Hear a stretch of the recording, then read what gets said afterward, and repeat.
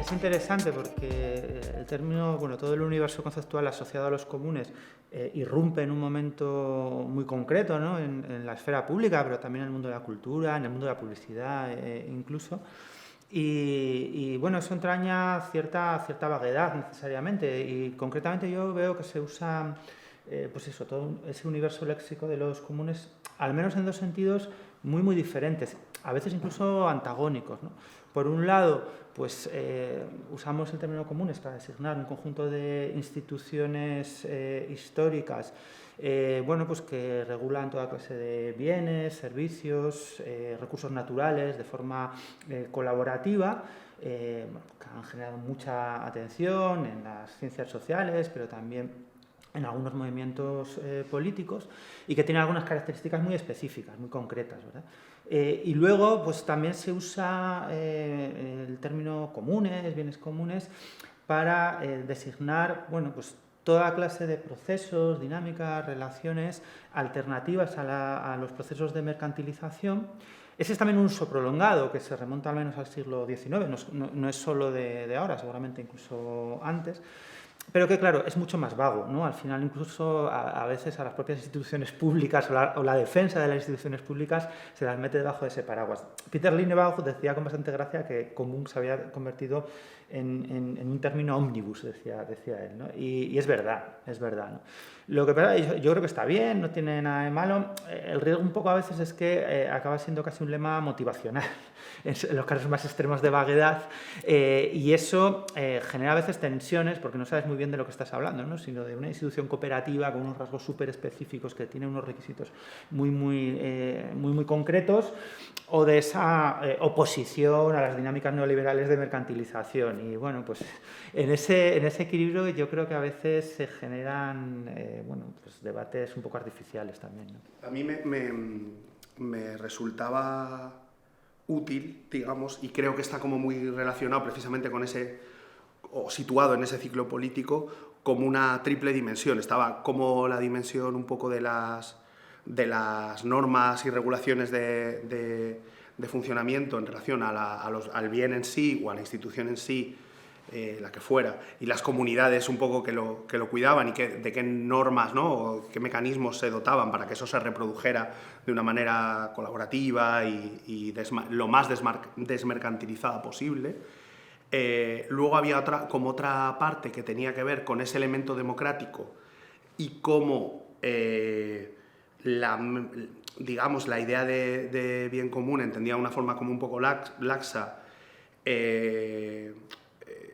tenía como un eje que era la mera democratización de lo que hay, es decir, que un hospital o un ayuntamiento o una empresa podían tener como líneas hacia lo común a través de procesos de democratización de los mecanismos de gestión o de toma de decisiones o no, y creo que eso está como súper ligado, o sea, no las tengo todas conmigo, que eso hubiera surgido per se en otro momento. Creo que el momento político le da esa definición, ¿no?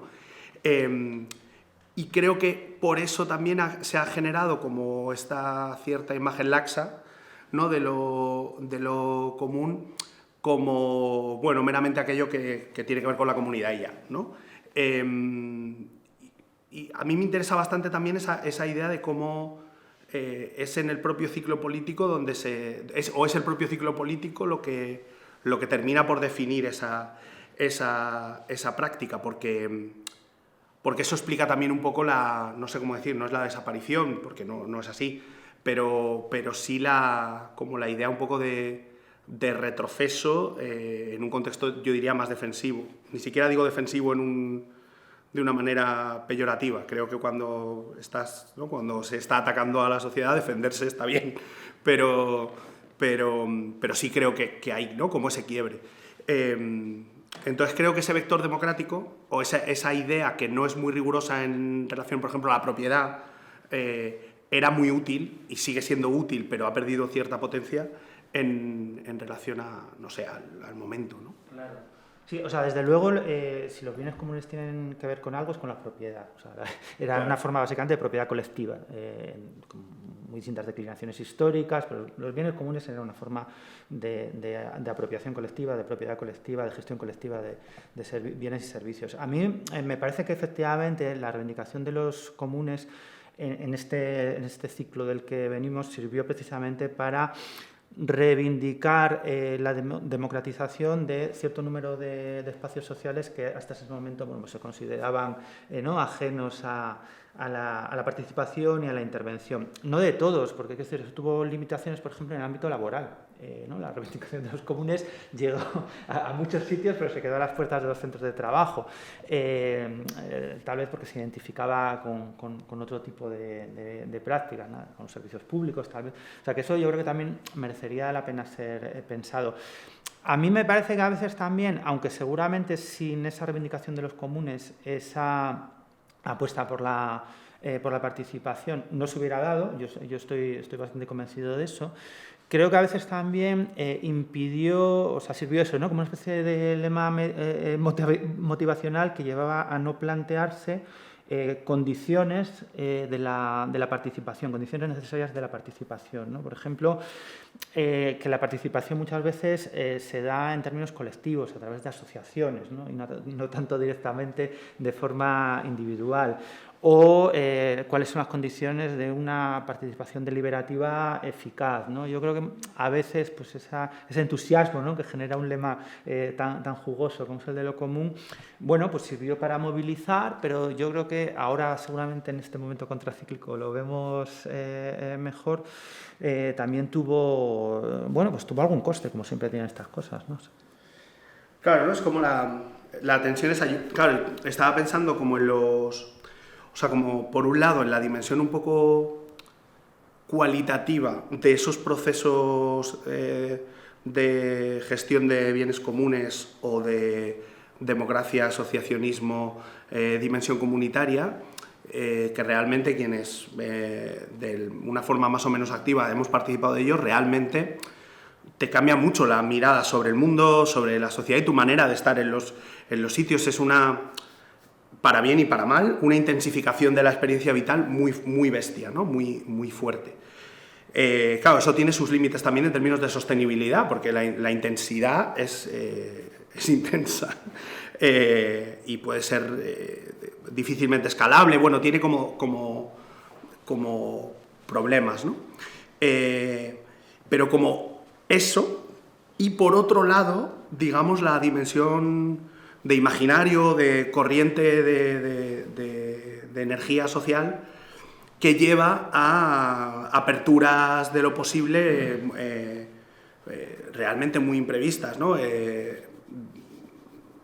Digamos también en un contexto de mucho bloqueo institucional. Yo creo que en un Estado con una capacidad muy mínima de acoger ciertas demandas sociales y una mínima capacidad de escucha, no se habría liado la que se lió aquí, que ha llevado, bueno, incluso como el propio sistema de partidos haya cambiado radicalmente, ¿no?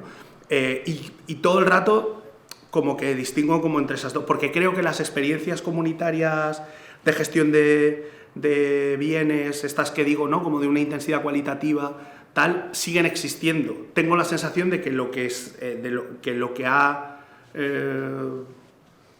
desaparecido o transformado es más esa otra, ¿no?, la de la corriente un poco, no sé, como cultural de democratización, llevándola a extremos. Hay un ejemplo que me gusta, que es en el acuerdo de gobierno del gobierno progresista del noviembre del 19, no hay en todo el acuerdo ninguna mención a la participación, que me parece como una me parece curioso cuando apenas 4 años antes eso era como el eje vertebrador de, por ejemplo, toda la experiencia municipalista, ¿no? O sea, como en esas... o sea, hasta ese nivel, quiero decir, hay esa transformación. Sí, no, estoy de acuerdo. Yo creo que ha desaparecido incluso microsociológicamente, ¿no? En toda clase de experiencias cotidianas, en la participación en los centros educativos, que fue algo de lo que se habló mucho en cierto momento, en ciertos años. Yo creo que ha desaparecido completamente del mapa, pero también en sanidad. Yo me parece que en general fue algo que... Y eso yo me da la sensación de que también le deberíamos dar una vuelta colectivamente, ¿no? Que funcionó muy bien desde el punto de vista de la oleada destituyente y en cambio en un ciclo más constructivo no ha conseguido dejar un pozo importante, ¿no? Y creo que en esa especie de balanza entre un uso más amplio, ómnibus del léxico de los comunes y un uso más restringido en el sentido de detallado institucionalmente, bueno, pues yo creo que forma parte de, bueno, pues del peaje a pagar por haber apostado por esos usos más ampliados, ¿no? O sea, a mí me parece que si no se piensan realmente cuáles son las, ¿cómo decirlo?, ¿no? las condiciones institucionales en las que se van a dar esos procesos deliberativos de forma estable, las condiciones también sociales en las que se va a dar esa participación, es muy fácil que sean procesos efervescentes, ¿no? Que en una dinámica destituyente pues son muy intensos, pero cuando bueno, la marea le toca la bajamar, pues tienden a desaparecer, ¿no? sin dejar rastro. Yo creo que cuando tienen otro tipo de implementación, otro tipo de incorporación a las rutinas cotidianas, al revés, ¿no? Son espacios de resistencia también en momentos de bajamar, y eso es lo que me asusta un poco que no haya pasado, ¿no? O sea, parece como que eso que ha desaparecido sin dejar rastro. El caso de la cultura libre a mí no deja de asombrarme, ¿no? O sea, algo que era absolutamente central, pero central hasta el punto de que fue seguramente uno de los disparadores del 15M, o sea, ha desaparecido hasta unos niveles realmente inauditos, o sea, no ha dejado ni rastro, ¿no? O sea, hoy realmente la gente joven, o sea, no sabe lo que es una licencia copyleft, o sea, no lo sabe, no tiene la menor idea, o sea, no les suena de nada, no es como una cosa que, sí, esa cosa que hacían los mayores, no les suena de nada. Yo creo que es un buen ejemplo, ¿no? De hasta qué punto, a diferencia a lo mejor de otro tipo de prácticas, o sea, sí nos acordamos de lo que era el sindicalismo, no tenemos sindicalismo, pero la gente sabe, más o menos se acuerda, lo añora o no, tal, pero esto es impresionante el poco rastro que ha dejado, ¿no? A mí creo que es el ejemplo más bestia, o sea, como el más paradigmático. Pienso, por ejemplo, si pienso centros sociales o centros comunitarios de muy diferente modelo, sigue habiendo. Puedo seguir contando experiencias en todas no, pero en un montón de ciudades. Evidentemente ha habido centros sociales ocupados que se han desalojado, ha habido centros nuevos que se han ocupado o se han alquilado, ¿no? O sea, esa experiencia como que se ha reproducido. Pienso en procesos por ejemplo, de participación o de mediación en procesos culturales. Siguen siendo muy puntuales, pero siguen estando. Pienso en cooperativas de trabajo de muy diferente modelo. Siguen estando. Incluso, quizás si hiciéramos un análisis cuantitativo, hasta tenemos una mirada más pesimista por ese reflujo más cultural de lo que luego en números es, ¿no? En todos esos ámbitos. Pero en concreto, en el ámbito, digamos, de la cultura libre, tanto en su dimensión puramente de productos culturales, como, para mí, como fundamentalmente de lo que vendríamos a llamar tecnopolítica, realmente es uno de los lugares donde yo creo que de manera más bestia se ha producido una apropiación y una disolución de eso en dinámicas muy chungas que yo creo que ahora estamos empezando a ver con toda su crudeza. Yo creo que en concreto en el movimiento copyleft y en eso que se llama tecnopolítica hubo un momento de una apuesta muy fértil por, voy a llamar algo así como una especie de autoorganización de la atención utilizando redes sociales o la eclosión de las redes sociales y que además por lo menos en mi opinión, es un experimento político de primer orden, porque cuando ibas a otros lugares eso no existía, es decir, la forma en la que Twitter, fundamentalmente, existe en España o existió durante un determinado periodo de tiempo, no era igual, no se daba de por sí, la tecnología no lo daba de por sí, o sea, ya había como una apuesta política por eso. Hizo de alguna manera también que ese bien muy preciado, que es la atención y la organización de la atención, fuera absolutamente capturado por monopolios digitales que además ahora han ido como derivando a monopolios digitales, digamos, como infraestructura política de la extrema derecha y del odio, ¿no? Sin que... Y la infraestructura de la atención política está tan absolutamente imbricada en esas herramientas que la salida de eso es, no voy a decir imposible, pero muy, muy difícil. Tanto más difícil, estaba pensando, yo creo que te lo he oído a ti alguna vez, hablar de cómo el tejido asociativo alemán, los bares, las asociaciones, los clubs, digamos, de corte socialista, habían sido infiltrados, ¿no?, por los nazis, y precisamente la fertilidad de ese espacio había hecho que eso no fuera como que la perversidad o el cambio de signo fuera más intenso y más rápido. Yo creo que esto ha pasado con esa intensidad en esas infraestructuras de atención, ¿no? Sí, eso me parece también interesante en el elenco que has hecho, ¿no?, de experiencias que perseveran, relacionadas con los comunes y que otras han ido desapareciendo, porque a lo mejor nos da pistas también de cuáles son las condiciones en las que ese tipo de intervenciones son más fructíferas y en cuáles menos, o incluso pueden tener efectos, como decías, contraproducentes, ¿no?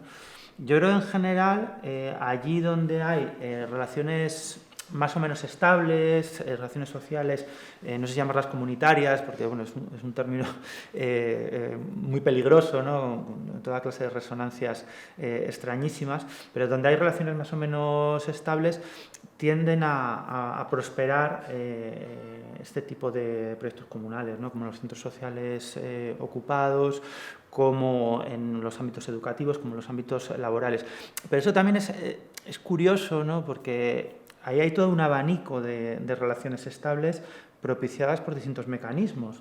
Claro, pueden ser relaciones estrictamente voluntarias, relacionadas con la pertenencia al barrio, como en el caso de un centro social ocupado, ¿no?, pero otras no son exactamente voluntarias, ¿verdad? O sea, por ejemplo, en el caso de las escuelas, que son siempre, bueno, pues centros donde es relativamente fácil generar relaciones cooperativas comunitarias, es todo lo contrario, ¿no?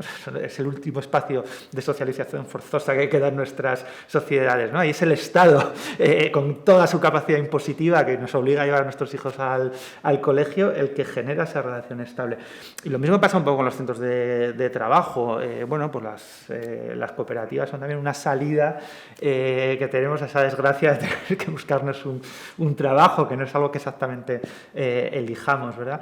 Entonces yo creo que eso también nos ayuda a dimensionar un poco esa idea de la pura espontaneidad, que yo creo es un poco la que late detrás de esa pulsión comunal, es oponer lo puramente espontáneo, ¿verdad?, de esas relaciones puramente sociales, de ningún modo compulsivas, frente a lo puramente autoritario del Estado. Yo creo que eso es...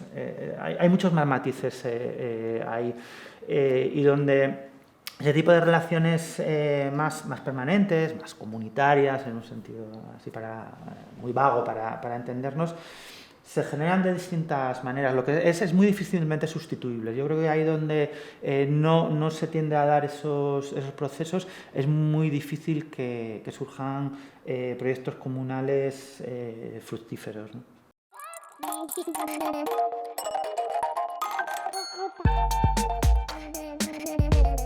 Yo creo que uno de los problemas del ciclo anterior ha sido una cierta, o por lo menos yo lo vivo en mí mismo, un cierto ilusionismo o un cierto idealismo en relación a que bastaba con las infraestructuras. Entiendo que quien está en posiciones legislativas, digamos más de Estado, no lo vive desde ahí, pero creo que en el municipalismo sí hemos vivido la idea de si abrimos lugares pasarán cosas, ¿no? Y eso sucede hasta cierto punto, porque de lo que no provees es de espacio-tiempo. Nosotros, yo creo que en las experiencias municipales de diferentes modelos con mayores o menores intensidades, con más transformación o menos. En todas ha habido como un intento de producir ciertas infraestructuras y legislación, incluso ordenanzas, etcétera, relacionadas con la participación y con la cogobernanza en diferentes modelos o con la cesión directa, ¿no?, de espacios para... y de alguna manera era como, o yo vivía como darle, no sé, como proveer de una nave espacial perfectamente equipada para viajar a hipervelocidad a gente que no tenía tiempo ni para hacer la comida porque estaba entre el trabajo o la falta de él, o sea, o buscando curro o currando, cuidando críos, desarrollando, digamos, la falta de tiempo del momento, ¿no?, en el que vivimos, y era como llegar y colocarle, ¿no?, como aquí tiene usted el halcón milenario, tenga las llaves y además lo puede, ¿no? Creo que ahí había como un cierto ilusionismo con entregar la nave espacial volará. Y creo que esa es una reflexión que nos obliga, en este contexto también contracíclico, o menos expansivo, más defensivo, a pensar precisamente que las condiciones materiales para que eso pase pasan por liberar tiempo.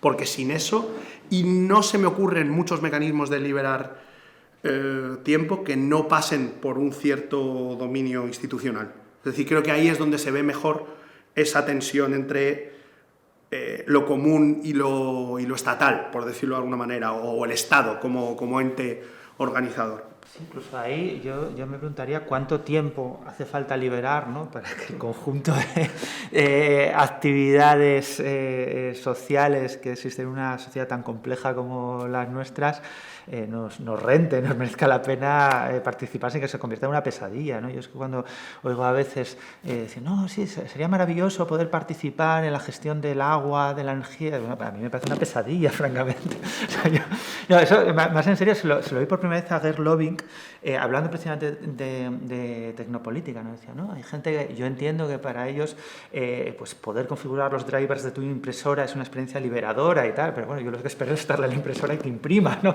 Y con eso estaría muy satisfecho, con que no se estropee cada 2 años, ya sería maravilloso.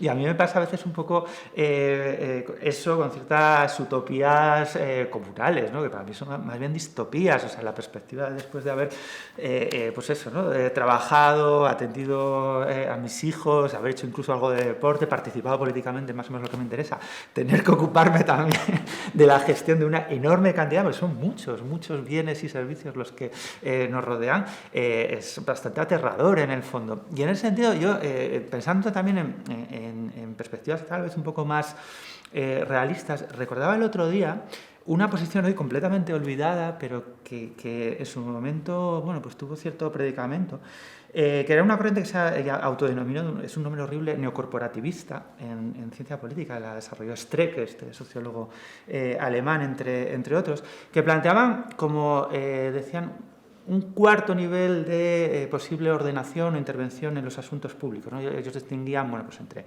corrientes estatalistas, corrientes neoliberales, mercantilistas y corrientes comunalistas, ¿no?, que estas últimas confiaban un poco en la espontaneidad de la sociedad para autoorganizarse. Y ellos decían, bueno, que tal vez algo complementario, pero más razonable, era una apuesta por las asociaciones de interés, ¿no? Es decir, no todo el mundo está interesado en la gestión del agua, pero hay gente que sí, por distintos motivos, porque eres agricultor, porque tienes intereses, ¿no? No todo el mundo está interesado en el conocimiento libre, pero hay gente que sí está interesada. Entonces, a lo mejor es un poco absurdo pretender que todo el mundo esté interesado en todo y fingir que eso es un gran comunal donde los intereses de cada individuo inmediatamente se van a corresponder con los del conjunto de la sociedad. Y que era más razonable pensar en cómo dotar a esas asociaciones ¿no?, de un cierto solapamiento con el interés público, a través de la acción del Estado, precisamente, incluso de la amenaza, ¿no? Si sus intereses no se solapan con los del interés público, vamos a tomar nosotros la decisión por ustedes, ¿no?, por ejemplo. Para conseguir efectivamente una intervención virtuosa de esos grupos de interés, grupos de presión, articulados colectivamente a través de la asociación. A mí esa es una cosa muy viejuna en los términos en los que está planteado y tal. Lo he leído hoy, ¿no? Pues suena como a que está escrito a años luz, porque seguramente es así. Pero la verdad es que es interesante porque es una perspectiva, yo creo que mucho más realista en ese sentido, ¿no? Del tiempo que estamos dispuestos a dedicar, pero también del interés que nos genera, ¿no? Porque yo creo que algo que también pasó mucho en los ciclos de consulta y de participación de hace ya casi 10 años, ¿no? Es que se juntaba, bueno, pues gente que había dedicado mucho tiempo, mucho esfuerzo, que había puesto mucho de ella en los temas que se trataban, sobre los que se deliberaban, con gente que no, pues que tenía un interés marginal, periférico, que no, tal vez no estaban igualmente afectados, ¿no?, por esos problemas. Y eso a veces yo creo que generaba también, bueno, pues mucho conflicto difícil de resolver, ¿no? Porque, bueno, ¿cómo vas a excluir a alguien de ese proceso participativo? Pero por otro lado, pues tal vez no todos los intereses deberían estar al mismo nivel, porque, no sé, hay ¿no?, agentes más concernidos por esos procesos que están siendo sujetos a deliberación, ¿no? Entonces, bueno, a mí me parece ahí también un melón interesante de abrir, ¿no? Claro, tú decías, a esa imagen, a esa utopía que vivo como distopía de una especie de trabajo de la participación o convertir la sociedad en un estado de participación permanente, que yo creo que esa especie de imagen utópica sí ha existido de alguna forma, creo que no acaba de acotar el problema o ponerle como la contraimagen distópica, en el sentido de que digamos, podemos pensar que efectivamente no podemos estar preocupados todo el mundo por los drivers de la impresora, pero pienso, por ejemplo, en el derecho a reparar, que es un debate, por ejemplo, que ahora en Estados Unidos es como muy intenso porque la tecnología, por ejemplo, de los tractores, como son regímenes de propiedad monopolísticos, cerrados además, es ilegal que las personas que trabajan con los tractores reparen sus propios tractores, ¿no? Pues ahí tienes un problema que efectivamente no se resuelve obligando a todo el mundo a saber cómo reparar un tractor o tomando decisiones colectivas, pero sí tienes que garantizar el derecho a reparar. O sea, tienes que generar una complejidad en esa gestión de lo común tan compleja como la sociedad que tienes, que es hipercompleja. Entonces, efectivamente ha habido esa imagen simplificada, en plan, lo común resolverá la sociedad por la vía de simplificarla. No. Pero cualquier apuesta por lo común tiene que ser capaz a la vez de operar en la hipercomplejidad y encontrar como no sé cómo decir, como los mecanismos o las infraestructuras o las normas que sirvan para este tipo de cosas.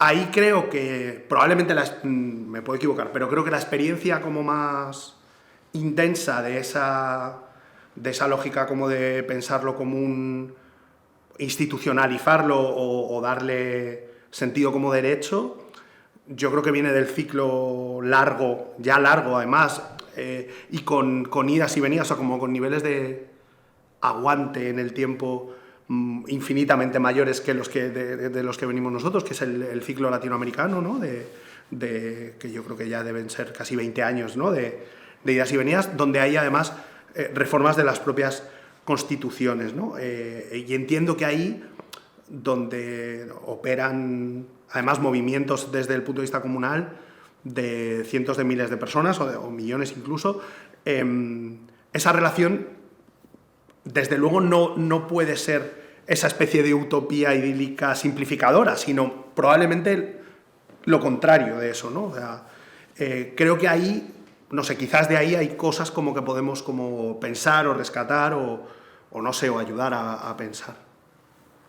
Sí, sin duda. Bueno, antes de nada, el ejemplo de los tractores yo creo que es un ejemplo muy bueno de ese tipo de relación extraña entre lo común y lo asociativo, ¿no? Porque yo creo que ahí sí sería muy lógico que una asociación no sé, de agricultores o conductores de tractores o sindicatos, ¿no?, pues lideren ese movimiento, y ahí yo creo que el Estado, lo público, tiene justamente el papel de conseguir que sus reivindicaciones no se conviertan en meramente corporativas, sino que generen un bien colectivo, ¿no? Y Por lo que toca a lo que comentabas de Sudamérica, yo creo que no solo ha sido una fuente de aprendizajes, sino sobre todo de innovación. Me explico. O sea, porque en todo el proceso, en los procesos constituyentes de Sudamérica, se ha dado, por un lado, la reivindicación de la restitución de los comunales históricos, porque allí sigue habiendo, ¿no?, comunidades históricas como de las que hablaba Ostrom, prácticas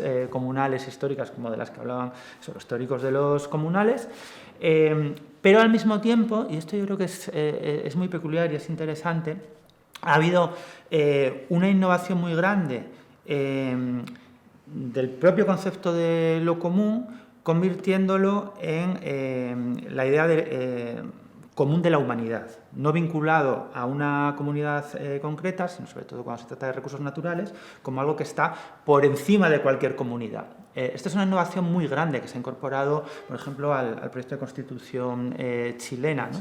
Eso tiene, claro, una explicación histórica muy específica, que es la desconfianza respecto a la intervención del Estado que se da en esos países, ¿no? Claro, cuando el Estado ha sido un agente del genocidio, cuando ha sido un agente de la mercantilización más extrema, confiar en que el Estado va a preservar los bienes públicos, los bienes naturales, eso sí que es una utopía, ¿no? Entonces, vamos a blindar los bienes comunes incluso por encima de la acción pública de la que no nos fiamos. Y eso, yo creo que es una innovación muy interesante, muy poderosa, porque transforma la noción de los bienes comunes, ¿no? Eso no ha existido seguramente en esos términos a lo largo de la historia. Tiene un riesgo también utópico, ¿no? Porque, claro, en ausencia de una institución representativa de la humanidad, poner algo por encima de la acción de tu propio Estado, ¿no?, en un escenario internacional, pues genera asimetrías complicadas, ¿no? Porque ¿quién va a velar por esos bienes comunes de la humanidad? ¿Quién va a decir que está velando por esos comunes de la humanidad? ¿Qué autoridad se puede arrogar ciertos estados con cañones más grandes y bombas más grandes para velar por esos bienes comunes de la humanidad, ¿no? O sea, que eso también yo creo que hay que tenerlo en cuenta. Y en tercer lugar, una experiencia de la que nadie habla, por cierto, cuando se habla de los comunes en América Latina, es la de Venezuela. Realmente el único proyecto que ha habido de transformación de un país en una sociedad comunal ha sido la de Venezuela. Era un proyecto literalmente, eso decía la ley venezolana, ¿no?, que se iba a transformar la República Bolivariana de Venezuela en un Estado comunal, donde el Estado iba a ir voluntariamente perdiendo atribuciones para transferirlas a las comunidades. Era un proyecto impulsado por el Estado, pero que era una especie de suicidio del Estado, ¿no? Bueno, ese proyecto yo creo que fracasó, hay que decirlo así. Pero yo creo que es interesante también recuperarlo, ¿no?, en nuestro acervo de experiencias y de proyectos, porque parece como si nunca hubiera pasado, pero eso pasó y hubo mucha gente que puso mucha energía en ese proyecto, ¿no? Hay una parte que es como, en esa innovación hay una apelación a, aquí tenemos problemas que ya no son solo problemas nuestros. Lo que pasa en el Amazonas no es un problema de la gente que vive cerca o en torno al Amazonas. Lo es, por supuesto, pero esto afecta al conjunto del planeta. Y ahora es más evidente que nunca que esto afecta al conjunto del planeta. Por tanto, nosotros hemos dado este paso, pero el planeta tiene como que darlo también. Pero a la vez, este paso no es más que un documento. No es un documento cuando hay como una sociedad que lo hace efectivo, pero puede serlo en el momento en que el propio Estado desobedezca su propia Constitución. Esto no hace falta vivir en América Latina para verlo, ¿no? Nosotros vivimos en un Estado que incumple de manera más o menos sistemática elementos centrales de su Constitución. A ver, yo creo que hay algo muy positivo en esa desconfianza de la acción del Estado, que en buena medida yo creo que tiene también un carácter contracíclico, ¿no?, frente a los 30 gloriosos, donde había una gran confianza en la acción de los poderes públicos para mejorar la vida de la gente. Yo creo que después se ha visto al Estado como cómplice de las dinámicas de mercantilización, como ha sido así en España, ¿no? Y entonces yo creo que hay una desconfianza ahí muy saludable, ¿no? No pensar que por llamarse poderes públicos va siempre a operar en beneficio de la gente. Pero al mismo tiempo yo creo que hay un riesgo, que es pensar que, primero, que sabemos bien lo que es el Estado. Realmente es complicado definir qué es el Estado, no es nada sencillo. O que esas intervenciones son igualmente autoritarias, represivas, en todas las dimensiones de eso tan vago que es el Estado, ¿no? Y yo creo que eso es importante porque en distintos ámbitos incluso no podemos renunciar a intervenciones autoritarias del Estado. El ejemplo más clásico, claro, es la seguridad ciudadana, ¿no? O sea, en fin, yo soy extremadamente crítico con la policía y los cuerpos de seguridad, pero si tengo que elegir entre la policía y una patrulla ciudadana, creo que me quedo con la policía, ¿no?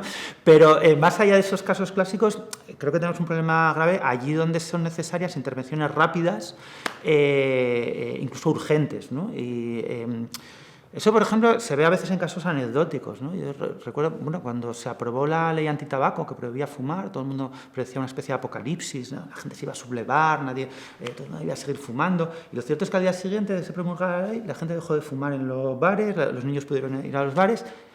¿Dónde no se cumplió? El único espacio que yo conozco donde no se cumplió, los centros sociales ocupados, ¿no? Eran reductos de resistencia de los fumadores, donde efectivamente, como eran centros autogestionados o lugares autogestionados, la autoridad rápida del Estado no llegaba, ¿no? Es una anécdota, pero yo creo que da idea de cómo allí donde son necesarias intervenciones urgentes, pues la labor del Estado en su sentido más tradicional y autoritaria es importante, ¿no?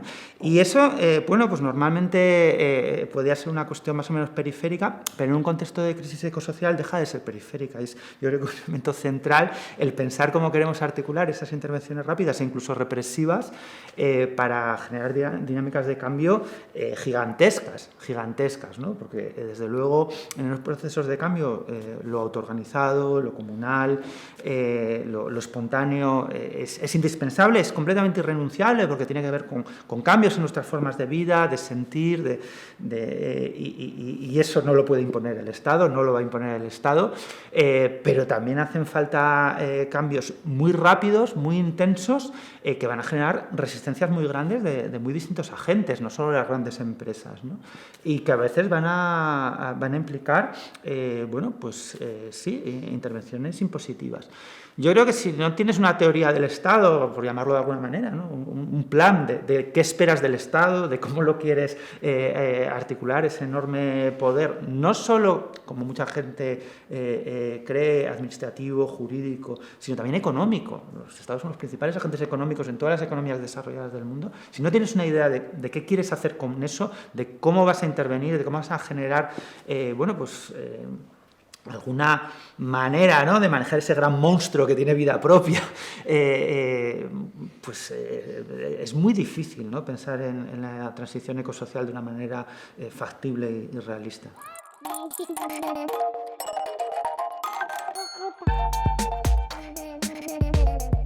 Yo estoy de acuerdo con todo lo que dices y a la vez todo el rato me vienen imágenes contrarias. Pienso, por ejemplo, intervención rápida en contextos de crisis derivada de problemas, digamos, de orden ecológico, como puede ser una inundación o tal.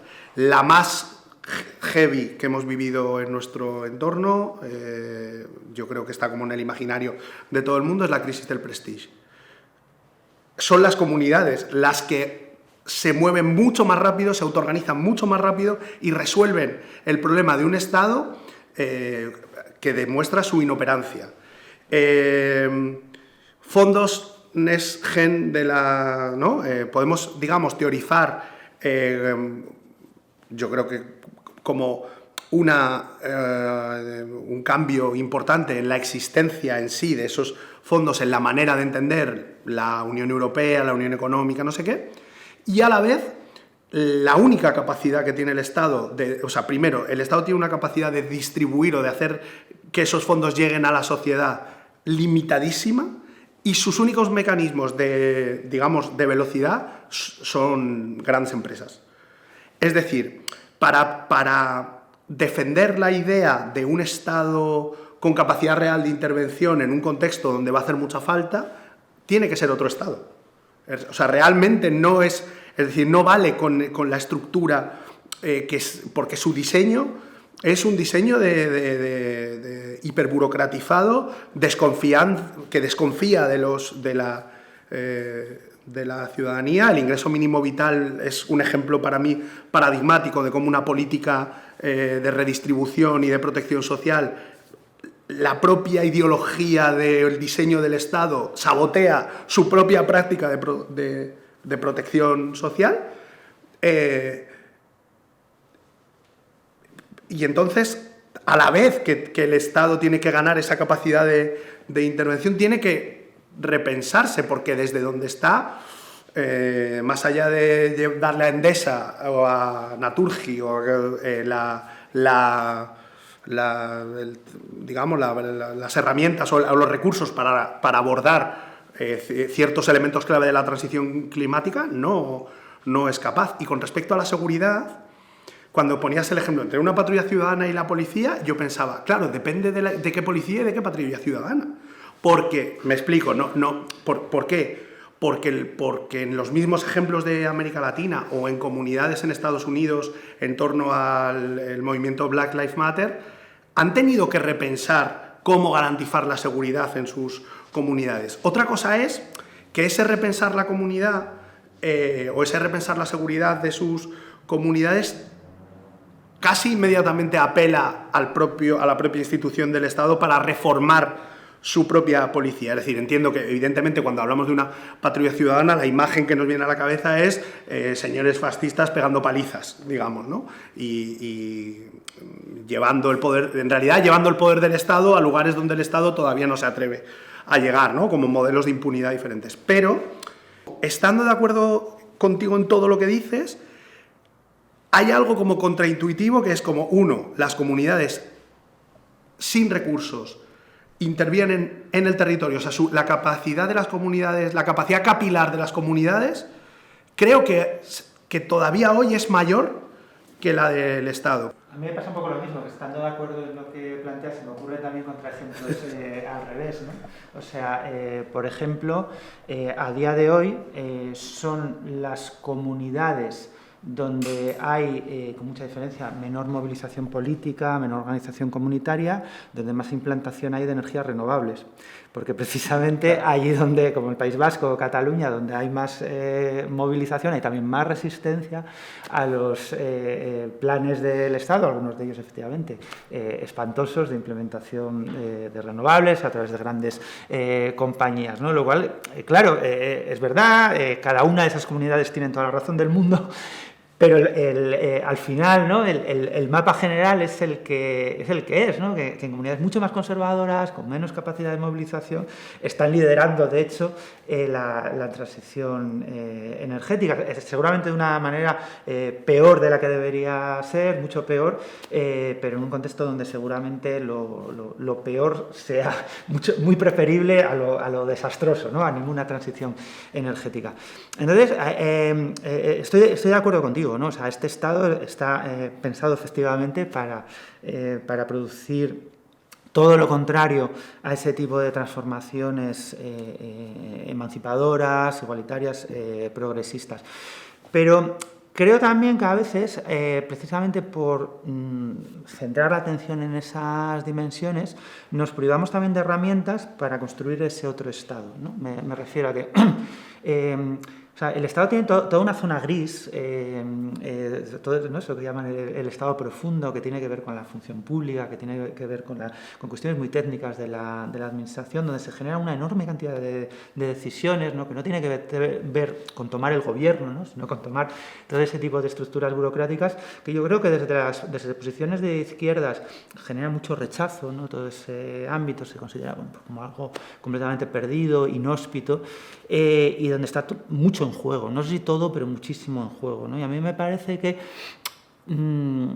atreverse a intervenir ahí, pensar estrategias de intervención en ese ámbito es absolutamente crucial, porque Y el ejemplo del ingreso mínimo vital yo creo que es muy bueno, ¿no? Yo creo que el ingreso mínimo vital en buena medida fracasó en esa zona, o está fracasando en esa zona tan gris. Tiene problemas de diseño, o sea, muy graves, pero en buena medida ha fracasado ahí. Y no es tanto por un exceso de burocracia, como a veces se dice, sino yo les digo, no, es por falta de burocracia. Por falta de burocracia en el sentido, ¿no?, de intervención eficaz, claro, de los poderes públicos, ¿no? En ese sentido que también es el de burocracia. Pero yo creo que también hay que reivindicar, en cierto sentido, la burocracia. La burocracia ofrece algo que no ofrece, y por eso el ejemplo, ¿no?, de las transiciones energéticas es importante. La burocracia ofrece algo que no puede ofrecer la acción comunitaria, que es la igualdad de trato universal.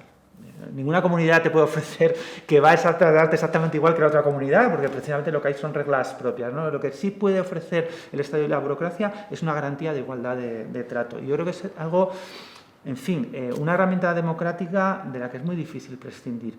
Esto pasa, ¿no? Cuando uno habla del Estado, siempre da la sensación de que está hablando como una especie de ajenidad. Cuando dices, lo decía yo, vaya, no, hará falta un Estado diferente para... claro, eso lleva inmediatamente el planteamiento, o llevado ese planteamiento a sus últimas consecuencias, requiere exactamente de lo que tú estás diciendo.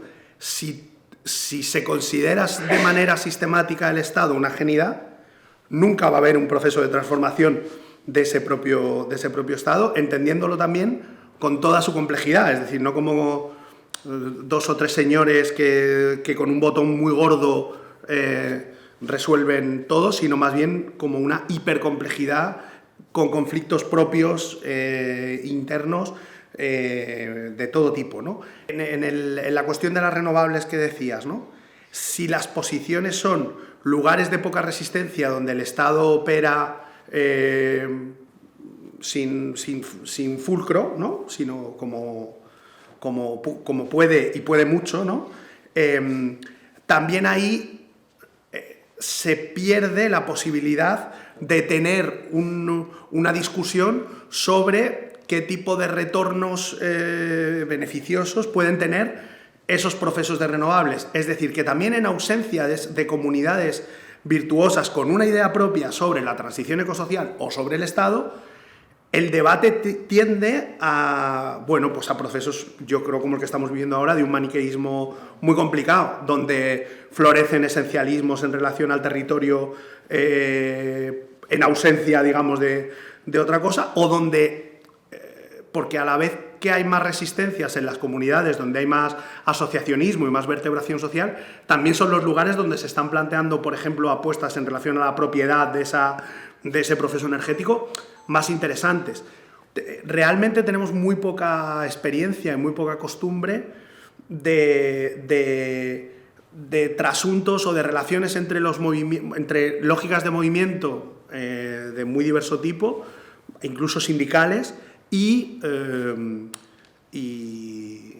organizaciones políticas que estén, digamos, en el interior del Estado, ¿no? Como que esa especie de ida y venida que yo sí noto, por ejemplo, en los movimientos ecologistas en Estados Unidos, por poner un ejemplo muy reciente, o en posiciones, partiendo de posiciones además en lo teórico y en lo práctico mucho más antagónicas con el Estado, de dinámicas comunitarias en América Latina, que producen una relación mucho más virtuosa en términos de transformación del propio Estado, que esta especie de mutua sordera, por decirlo de alguna forma, que no es una sordera, o sea, digamos que yo creo que los responsables no están equilibrados, que viene de un proceso histórico de un Estado completamente, digamos, autónomo, ¿no?, de lo social en un montón de medidas, y sobre todo desde los años 90 de una manera como muy bestia. Pero creo que sí nos falta como esa especie de, como no sé, como de salto de potencia que rompe también un poco esas lógicas de la autonomía de lo político, ¿no? Y que no es solo el control de lo político, sino una estrategia mucho más, no sé, como más compleja. Sí, eso me parece también que es verdad que tiene que ver con las características del Estado español, ¿no?, y su amplia herencia autoritaria y tecnocrática, que es seguramente más acusada incluso que en otros países europeos. pero tiene que ver también con las propias lógicas de organización y movilización, ¿no? Somos un país, sobre todo en la última década, en los últimos 15 años, muy movilizado, ¿no? Con dinámicas muy efervescentes de movilización, pero muy poco organizado, ¿no? Donde tenemos niveles de asociacionismo muy bajos, donde hay muy poca tradición, ¿no? De participación más o menos estable. Entonces, yo creo eso también por mirar un poco hacia adentro, ¿no? Y de qué problemas tenemos para generar ese tipo de interrelaciones virtuosas. O sea, yo creo que no tenemos estructuras asociativo-institucionales más o menos bueno, pues estables, coherentes, con una cierta permanencia en el tiempo. Es muy difícil que se dé ese ciclo virtuoso. Y en cambio sí es fácil que se produzcan esas asimetrías, ¿no? Entre momentos destituyentes de protesta y una ausencia, ¿no? En los momentos más constructivos constituyentes, ¿no? Esto me lo contaban unos trabajadores sociales del País Vasco, ¿no? Que me contaban que una cosa que les pasaba mucho era que había algún movimiento de protesta que reclamaba más participación o se oponía a lo que fuera, ¿no? Un plan urbanístico, ciertas instalaciones municipales, podía ser lo que fuera, ¿no? Y eso, en ese momento había mucha participación, ¿no? Íbamos a una asamblea de 200, 300 personas con propuestas muy interesantes, ¿no? Entonces, bueno, iniciamos un proceso participativo, volvías a los 6 meses y había 3 personas, ¿no? Participando. Claro, eso también genera dilemas, ¿no? Yo creo, y problemas. O sea, yo creo que también tenemos ahí un déficit importante que ha tenido, yo creo, también un impacto muy fuerte en cómo hemos vivido este ciclo político, ¿no? Porque yo, en fin, soy muy crítico con las distintas iniciativas electorales y con los representantes, pero lo cierto es que no han tenido en ningún momento un respaldo, ¿no? Asociativo, sindical, organizativo, para desarrollar, ¿no? Sus programas políticos. No han tenido a nadie que les exigiera el cumplimiento de esos programas políticos, pero también que les protegiera en el cumplimiento de esos programas políticos, ¿no? Entonces yo creo que también ahí, bueno, pues desde lo comunitario a lo mejor había que hacer un poco de autocrítica, ¿no? De ver qué problema hay ahí también, qué se está haciendo mal o qué no se está pudiendo hacer y cuáles son las limitaciones también de ese proyecto para desarrollar esa dinámica virtuosa de la que hablabas tú, que yo creo que es la única que se puede dar entre lo público y lo común, donde en última instancia quede un poco difuminada esa separación, ¿no? Yo creo que lo que hay es un continuo en última instancia entre lo público, lo común y, si me apuras, entre ciertas formas también de mercado y propiedad privada, ¿no? No todas las formas de relación mercantil, de comercio y de propiedad privada son necesariamente nihilistas, destructivas, ¿no? Yo creo que también hay espacio para ese tipo de prácticas en un horizonte emancipador.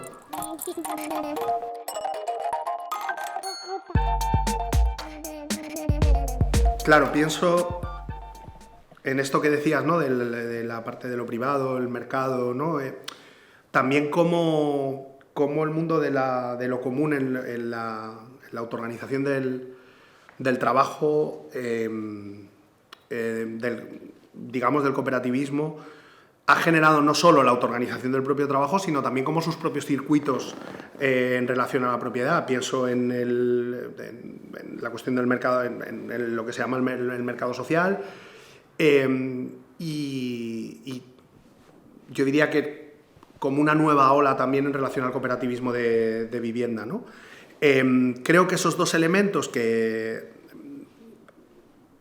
más grandes o más pequeños, de alguna manera colocan un asunto que yo creo que es importante y que igual no hemos centrado mucho, que es como las dinámicas, porque también me parece que en esos dos, sobre todo en el del trabajo, el de las cooperativas de vivienda igual menos, pero también porque creo que es una experiencia, una ola que está como empezando a coger fuerza ahora, ¿no? Cómo esa producción de bienes comunes genera niveles de complejidad en esa relación tanto con el Estado como con el Estado, con instituciones de todo tipo. Parece que cuando dices el Estado estás hablando como del gobierno, como del rey, ¿no? No, o sea, me refiero desde un ayuntamiento a una comunidad autónoma, a legislaciones del gobierno del Estado, sí, en este caso. pero también en la producción de espacios propios de mercantilización o desmercantilización más bien de bienes, de servicios, etcétera, ¿no? Donde además, en el caso concreto de las cooperativas de trabajo, sí creo que hay esos saltos virtuosos, o sea, que el nivel de complejidad es mayor que el de una asociación de vecinos, una federación de asociaciones de vecinos o una coordinadora de centros sociales, por poner ejemplos interesantes, pero igual menos complejos y menos virtuosos. Sí, y de hecho es muy interesante porque en el ámbito del cooperativismo se ve muy bien esa continuidad positiva, ¿no? entre lo público, estatal y lo común cooperativo. O sea, allí donde yo creo más fuerza tiene el movimiento cooperativista en este país es donde hay más tradición asociativa, pero también donde ha recibido un cierto apoyo esa tradición asociativa para impulsar movimientos cooperativistas, ¿no? Muy en particular en el País Vasco, donde el cooperativismo ha recibido un apoyo público importante. Y eso yo creo que es muy buen ejemplo de esas dinámicas de retroalimentación que tienen infinitas tensiones y conflictos y muchísimas zonas grises, ¿no? Pero donde yo creo que la acción pública puede modular también positivamente el cooperativismo, ¿no? El cooperativismo corre muchas veces el riesgo de convertirse en una dinámica, no me gusta el término clase medianista, ¿no? Pero bueno, muy centrada en ciertos nichos sociales que tienen los recursos no solo económicos, sino políticos, culturales, educativos, técnicos, ¿no? Para desarrollar esos proyectos. Yo creo que los poderes públicos pueden impulsar bueno, pues lo que decíamos antes, ¿no? Un cierto universalismo, ¿no? Forzar un poquito un cierto universalismo de ese tipo de prácticas. Y en ese sentido me parece que es un muy buen ejemplo. Pero incluso te diría del lado que antes hablábamos también, ¿no? del mercado. O sea, yo creo que las regulaciones públicas del mercado, de hasta dónde llega el mercado, de qué puede hacer el mercado, de dónde no puede llegar el mercado, puede hacer, efectivamente, puede democratizar el acceso al mercado, ¿no? Puede hacer que el emprendimiento, por usar una expresión también deplorable, sea algo mucho más democrático y que mucha más gente tenga la ocasión de montar sus propios proyectos. Entonces yo creo que hay todo un espectro que muchas veces nos cuesta explorar, ¿no? De retroalimentaciones entre lo público, lo comunal, lo asociativo, donde bueno, hay mucho por hablar, mucho por hacer, ¿no? Justo estaba pensando que se ve como bastante bien hasta qué punto esa dinámica, no sé, como diría, virtuosa, ¿no? Entre institución y dinámicas cooperativas o instituciones comunes produce cosas interesantes y fulcros transformadores que transforma la propia escala de digamos, los experimentos o las apuestas cooperativas, pero también ¿no? La propia institución. Creo que se nota bastante bien en la violenta negación de todo ello en gobiernos de corte neoliberal salvaje como el que hay en la Comunidad de Madrid, ¿no?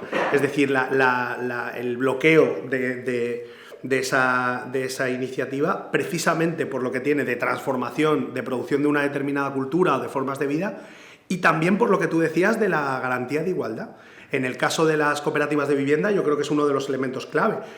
Las cesiones digamos, la única manera, hoy por hoy, de que gente, digamos, de menos recursos, de clases más bajas, puedan acceder a dinámicas cooperativas o comunitarias en relación a la vivienda, son o las cesiones de suelo o la ocupación. No hay realmente, a través de la autoorganización de comunidades, a través de sus propios recursos, es decir, comprando el propio suelo, es realmente imposible. Es decir, a las clases más bajas o hay un Estado que ceda suelo y en esa medida también ¿no? su dimensión de control del patrimonio se desestataliza un poco, o solo te queda la ocupación. Solo en la ocupación es el territorio donde las clases populares pueden autoorganizar una dinámica de vivienda. Y también por eso en los lugares donde los niveles de ataque contra ese tipo de infraestructuras son mayores, también tienes movimientos de ocupación de vivienda siempre vivos porque no hay esa capacidad de redistribuir, ¿no? Realmente. Entonces yo creo que son efectivamente como dos elementos donde ves también, y también como lo que producen o sea, como la dinámica expansiva y más resiliente, ¿no? En el propio contexto de la crisis económica se veía también bien cómo el cooperativismo había tenido una capacidad de aguantar mayor de la que tenía, bueno, en lo privado, ¿no? Muy bien.